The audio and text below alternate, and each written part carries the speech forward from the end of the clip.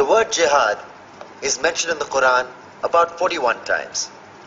The words mercy, peace, and compassion are mentioned about 355 times. Yes, come in.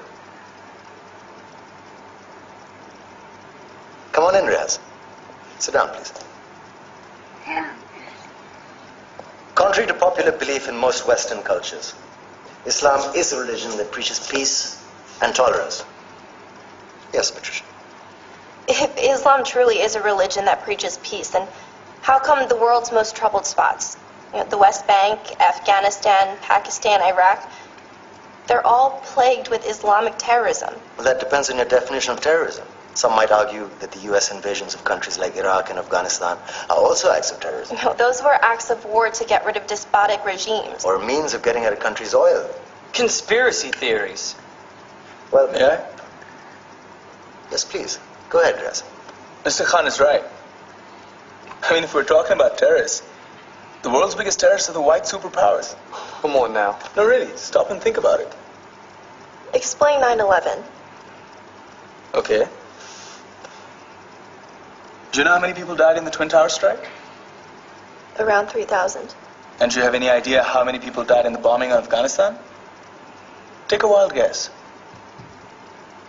More than 15,000 people died. And that's just conservative figures. About 50,000 tons of explosives were dropped on innocent civilians. Men, women, children. Yeah, but that was because of the Taliban. Now that you brought it up, did you know that the Taliban was a creation of the CIA to fight the Russians? Whatever. They were still harboring terrorists. Yeah, right. Terrorists that were never found. Just like the weapons of mass destruction that were never found in Iraq. Do you want to get into the death toll in Iraq?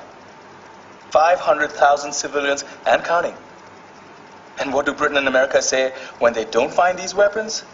It's simple. They just say sorry.